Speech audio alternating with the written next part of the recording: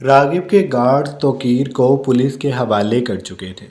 शायान नमल को लेकर गाड़ी की जानिब बढ़ रहा था। नमल उससे कुछ कदमों के फासले पर थी। वो चेहरा झुकाए चल रही थी।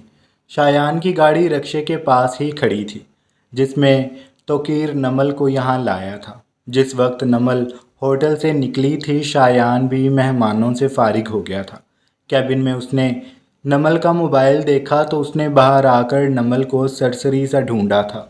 वो उस वक्त राहदारी अबूर कर रही थी। उसने नमल को आवाज़ दी थी, लेकिन उसने सुना नहीं था। और फिर होटल में यूं दोबारा एक स्टाफ मेंबर को पुकारना शायान को अच्छा न लगा। पहले ही वो आलिया की बातों से थोड़ा अपसेट था। उसे अंदाज़ा हो गया था कि नमल को होटल में इज्जत क्यों नहीं दी जा रही, और उसका यूं शायान के कैबिन में चले जाना कैसा महसूस हो रहा है। और फिर शायान का उसे सब पे फोकियत देना, जबकि उसने बस अपनी पर्सनल सेक्रेटरी को काम सौंपा था, जैसे वो अगर नमल के अलावा कोई और होती उसे सौंपता। लेकिन लोगों की बातों से शायान को ज़्यादा फ़र्क नहीं पड़ता था।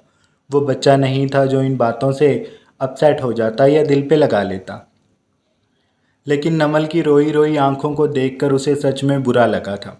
ये सब ऐसे नहीं होना चाहिए था। वो इसी सुनहरी असूल पर कायम था कि मिस नमल को अगर कोई परेशान करेगा तो वो बस शायान होगा, ना कि कोई दूसरा। इसी भारपन को कम करने के लिए उसने सोचा कि नमल को उसका मोबाइल दे दे, क्योंकि वो जानता था अगर घर जाकर नमल को मोबाइल ना मिला तो वो दोबारा परेशान होगी और रोएगी भी। इसलिए वो उसके पीछे पार्किंग में आया। उसे लगा था वो अपनी स्कूटी पे आई होगी, लेकिन वो पैदल थी और बाहर निकल गई थी। कुछ देर में उसे रक्षा भी मिल गया था। शायान को रक्षामाला कुछ ठीक नहीं लगा था, इसलिए वो उसके पीछे गया था। और फिर जो कुछ आगे उसने देखा, उससे उसकी दुनिया ही हिल गई थी। वो अचानक ही परेशानी के आलम में गाड़ी को वहीं छोड़ छाड़ कर नमल के लिए भागा था।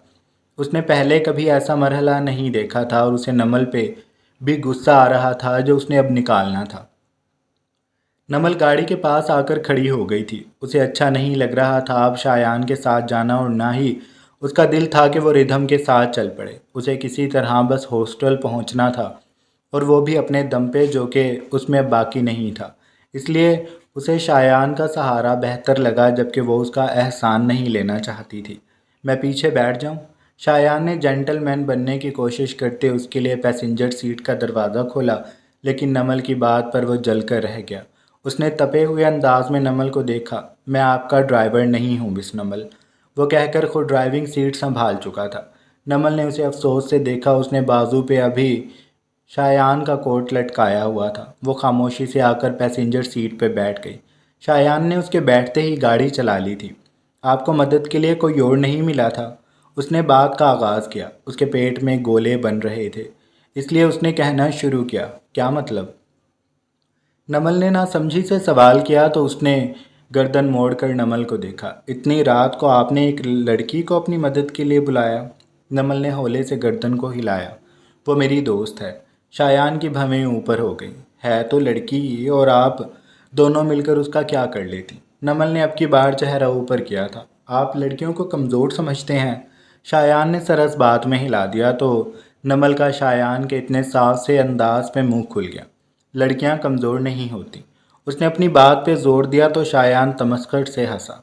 हाँ, बस कुछ है मेरी नज़र में जो बात बात पर रोने बैठ जाती हैं। उनका बस जब किसी पे नहीं चलता तो वो मरने की बातें करती हैं। उसने नमल पे चोट की थी। नमल का नाक गुस्से से फूलने लगा।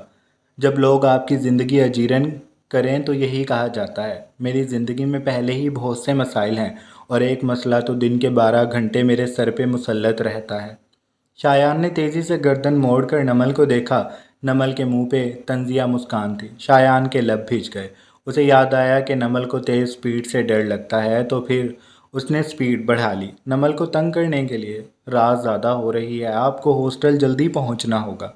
नमल के चिल्लाने पे वह मासूमियत से दांत निकाल कर बोला। उसकी आंखों में वाज़े शैतानीपन था। नमल का दिल उसके हलक में अटक गया। वो सीट पे चिपकी हुई थी, और शायान का दिल क्या वो ये सीन मोबाइल में रिकॉर्ड कर ले। काश वो ऐसा कर सकता। प्लीज़ स्पीड हल्की कर ले, मुझे डर लग रहा है। शायान को उसकी बात से दिली खुशी हुई। उसने सीटी बजाते हुए कहा, लड़कियां कमज़ोर नहीं होती मिस नमल, बी ब्रेव। उसने कहने उसने कहकर दोबारा स्पीड बढ़ा ली। नमल किसी सूखे पत्ते की तरह कांप रही थी। फिर उसने अपने मुंह पे हाथ रखकर उपकाई की। शायान ने फौरन चौंक कर कहा, क्या हुआ? नमल ने अब की बार और बड़ी उपकाई ली। मुझे मुझे उल्टी आ रही है, मैं बस। उसने फिर उपकाई ली तो शायान ने जल्दी से स्पीड हल्की की और बोला, गाड़ी का शीशा खोले। स्पीड के हल्के होते ही नमल ने सुकून का सांस लिया। एक मुख्तसर सी निगाह शायान की उड़ती रंगत और घिन खाते चेहरे पर डाली और फिर मुस्कान दबाकर वो शीशा खोलकर बाहर को चेहरा करके बैठ गई थी। बाहर का मौसम अब इस वक्त हल्का सा खनक था। ठंडी परवाई चल रही थी। आसमान पर तारे रोशन थे।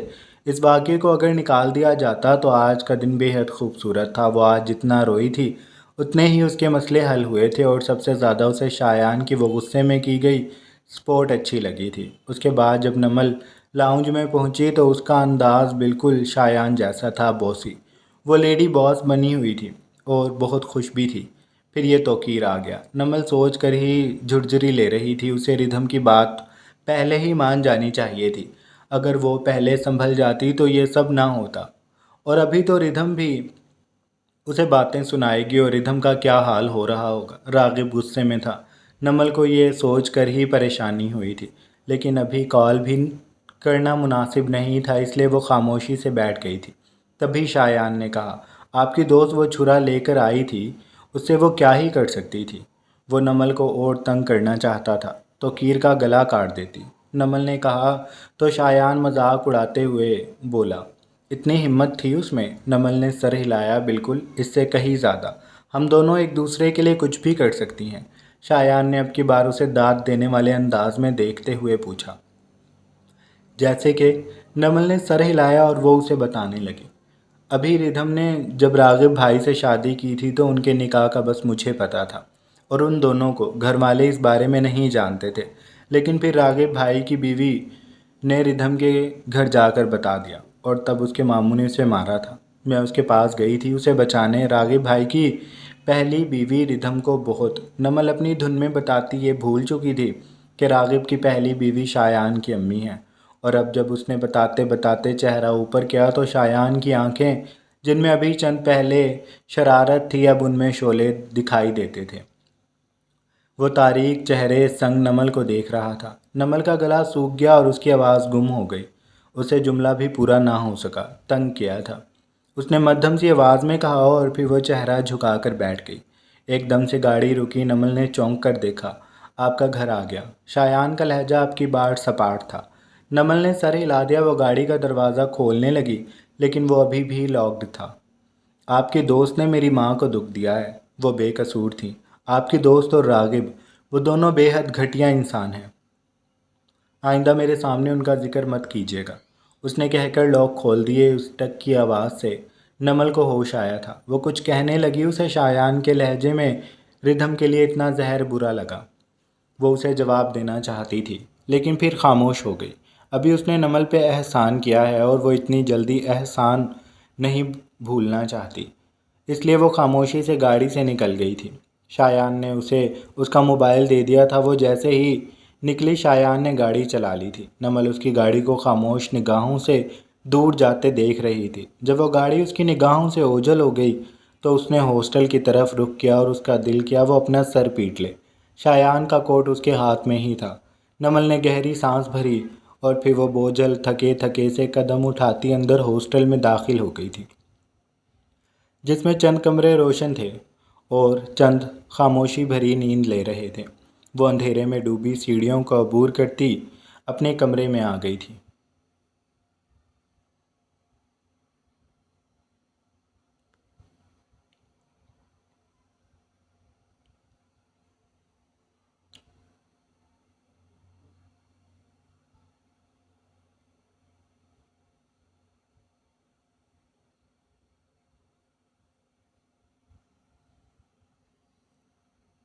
गाड़ी रागिब चौहान के बंगले के पोर्च में रुकी थी। रिधम ने उसे कुनखियों से देखा। वो उसे बगैर निगाह डाले गाड़ी से निकल चुका था। उसने दूसरी जानिब से आकर रिधम की तरफ का दरवाज़ा खोला और वो कुछ बोला नहीं था, बस हाथ बढ़ा दिया था। रिधम ने उसका हाथ देखा, फिर एहतियात से उसका मुंह, जो काफ़ी ज़्यादा बना हुआ था। उसका दिल डूब रहा था। रागिब उसकी हड्डियां तोड़ देगा अंदर ले जाकर। आई एम सॉरी, रिधम ने कहना शुरू किया। रागिब ने सख्ती से लब भींच कर उसे देखा। रिधम, अंदर चलो। वह सपाट लहजे से बोला, कोई नरमी नहीं। पहले कहें कि आपने मुझे माफ़ कर दिया, मैं आपको सारी बात समझा सकती हूँ। वो कहकर उसे समझाने लगी, लेकिन रागिब ने उसे देखा और जबड़े भींच कर बरहमी को जब्त करते हुए बोला, रिधम, मैं कह रहा हूँ अंदर चलो, मेरा दिमाग ख़राब मत करो। वो रिधम पे चिल्लाना चाहता था, लेकिन उसकी हालत के पेश नज़र वो खुद पर बड़ा जब्त किए खड़ा था। रिधम में हौसला पैदा नहीं हो रहा था कि वो गाड़ी से निकल ले, लेकिन अब की बार रागिब ने उसका बाजू दबोचा और उसे एक झटके से बाहर निकाला। उसे अपने बाजुओं में उठाता वो उसके चेहरे पे बगैर निगाह डाले अंदर की तरफ बढ़ रहा था। जब गार्ड्स भी आ गए थे, रागिब के कदम रुके थे। उसने गर्दन मोड़कर देखा, एक गार्ड रिधम की स्कूटी ला रहा था। रागिब ने रिधम को उतारा और उसे संजीदगी से देखा। अंदर जाओ जान, वो सर्द मोहरी से बोला था। उसका यूं बोलना रिधम के वजूद में सनसनी दौड़ा चुका था। चेहरे पे सख्तियां फैली थीं और आंखों में आग की लिपटें दिखाई दे रही थीं। रिधम ने हिम्मत करके कहा, रागिब। वो बोलती, लेकिन रागिब ने हाथ बढ़ाकर उसके गाल पे अपना भारी मर्दाना हाथ रखा और उसी अंदाज में बोला, तुम्हें दुख होगा इसलिए कह रहा हूँ, अंदर जाओ जान। रिधम उसकी बात पे उलझी और तभी उसने रागिब को गाल थपकने के बाद पलटते हुए देखा। वो दाखिली दरवाजे से आगे बने कदमचों को उतरता रोश पे आया और फिर पोर्च की तरफ जाकर उसने रिधम की स्कूटी को हाथ बढ़ाकर उसे सहलाया, फिर गार्ड को इशारा किया। गार्ड हैरान हुआ। उसने ऐसे रागिब को देखा जैसे तस्दीक चाहता हो। रागिब ने चुटकी बजाई तो वो फ़ौरन सर हिलाकर पोर्च में आगे बढ़ा। जब वो वापस आया तो उसके हाथ में गैलन था। रिधम का सर गोल गोल घूम गया। वो समझ गई थी। नहीं रागिब, वो पीछे से चिल्लाई, भागकर रागिब के पास आई। नहीं, आप ऐसा नहीं करेंगे, उसने रागिब के सामने आकर कहा।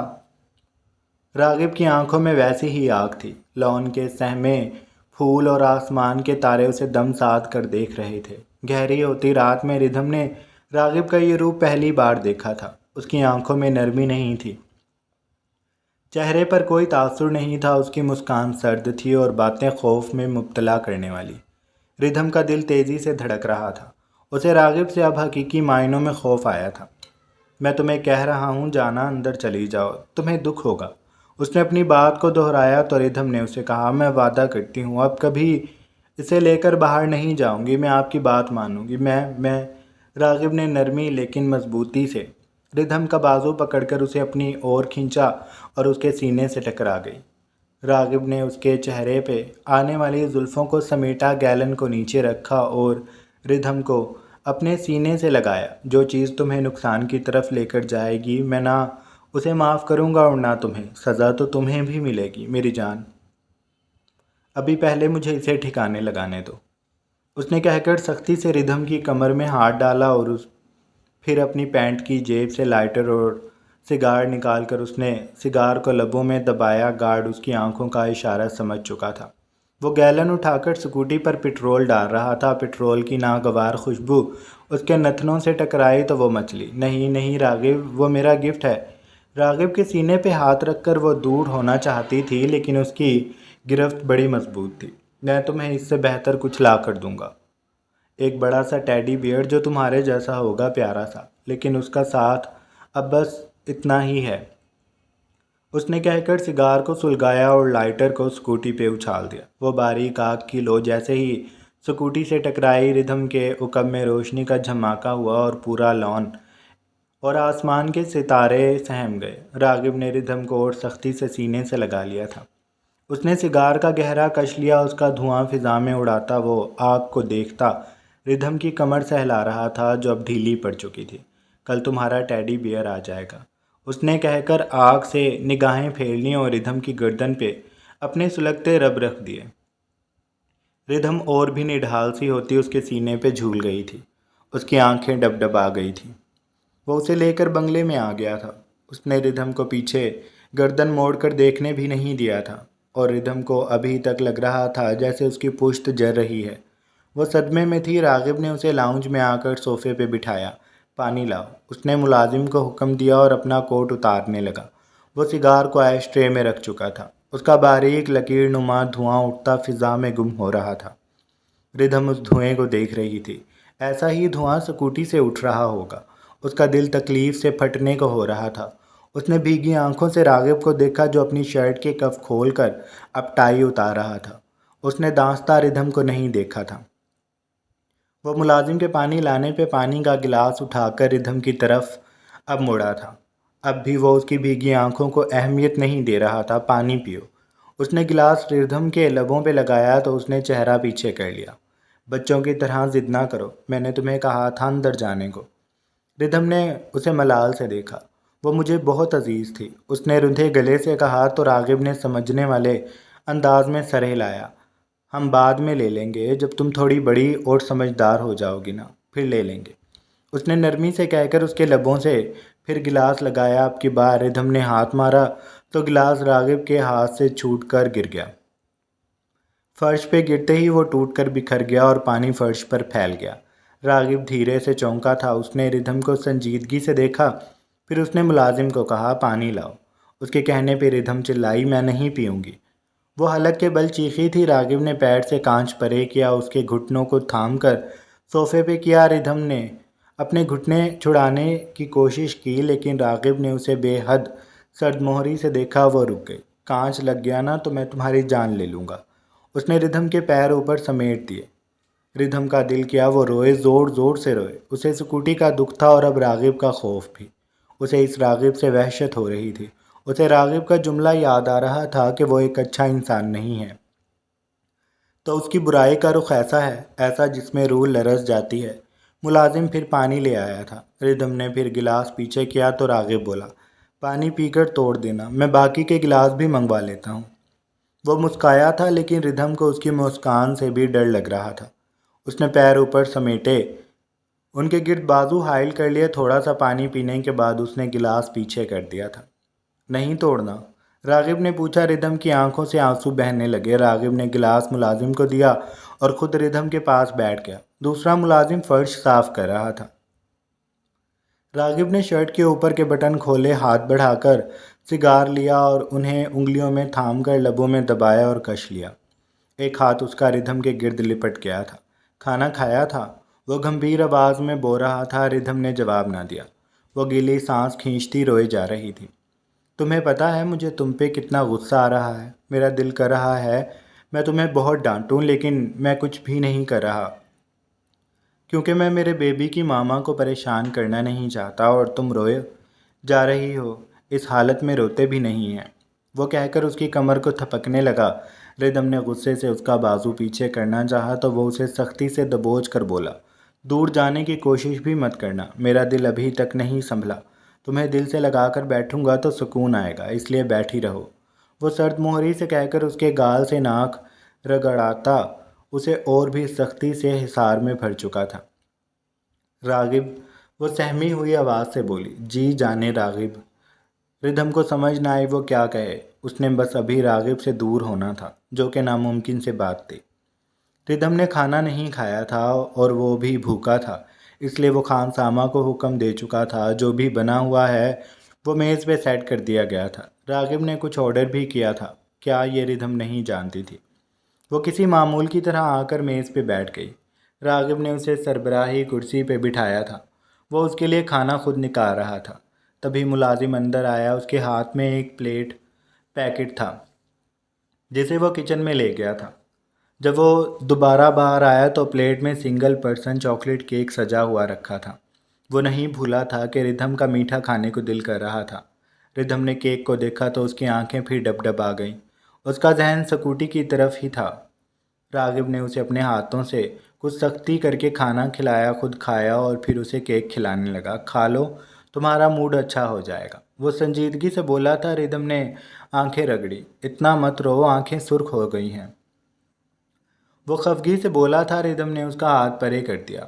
मेरा नहीं दिल कर रहा कुछ भी खाने को, मुझे रूम में जाना है। रागिब ने लब भींच कर उसे देखा।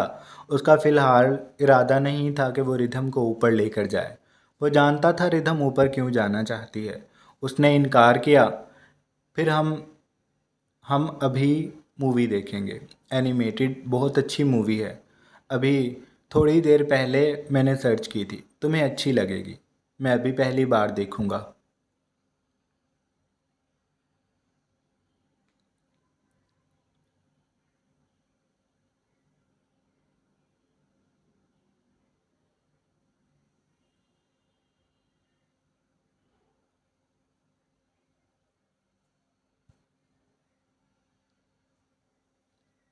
वो पुरजोश सा था, लेकिन उसके तासुर रिदम अगर ये सब नॉर्मल हालात में सुनती तो बहुत खुश होती। लेकिन अब नहीं, मुझे रूम में ही जाना है। वो बात पे जोर देकर बोली तो रागिब ने उसे भवें सुकेड़ कर देखा। इतनी ज़िद्दी हो तुम? वो नाराज़ी से गोया हुआ तो रिधम ने आंखों में आंसू भरकर उसे देखा। अच्छा, अब फिर नहीं रोना, ऊपर चलते हैं अभी।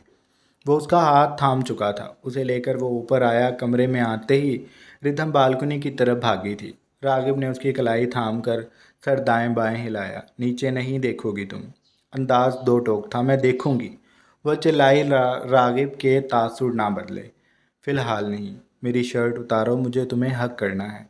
वो कहकर उसके करीब हो गया। रिधम बेबसी से उसे देख रही थी। जाना उतारो भी, मुझे तुम्हें टाइट हक करना है। रिदम ने लरजते हाथों से उसकी शर्ट के बटन खोलने शुरू कर दिए। रागिब ने तभी अपना मोबाइल निकाला और उस पर उंगलियां चलाकर कान से लगा लिया।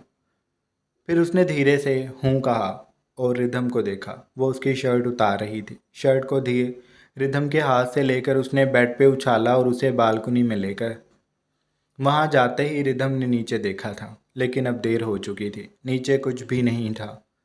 जगह तक साफ हो गई थी। बस पोर्च में उसकी स्कूटी की जगह रह गई थी और उस खाली जगह का खालीपन उसे अपने दिल में महसूस हो रहा था। मेरी स्कूटी। वो रोने लगी थी। रागिब ने उसे अपने बगैर शर्ट के सीने में भींचा। कल हम टेडी बियर लाएंगे मेरे बेटे का। वो कहकर उसकी गर्दन में चेहरा छुपाकर वहाँ पर गर्म सांसों को ओस की मानिंद छोड़ता उसके पूरे वजूद को सुलगा रहा था। रिदम सिसक रही थी। रागिब ने उसके पहलुओं में मौजूद हाथों को अपनी पुश्त पे खुद से लपेट लिया। वो उसकी गर्दन पे अब धीरे धीरे लब रख रहा था। जारी है। तो अब आप लोग बताएं रागिब की ये डार्क डेवल साइड कैसी लगी? किस किस को लगा था कि वो रिदम पे गुस्सा करेगा या फिर रिदम को समझाएगा? यही दोनों बातें होंगी जहन में, लेकिन अब बताएं कैसा लगा। और ये तो शुरुआत है। अभी तो आप सबने रागिब को रिदम के लिए टॉक्सिक होते भी देखना है। So excited. कमेंट्स 150 हों और 800 लाइक्स, वरना कल मैं छुट्टी कर लूँगा। 3 दिन से वक्त से पहले किस्त आ रही है। अब इतना हक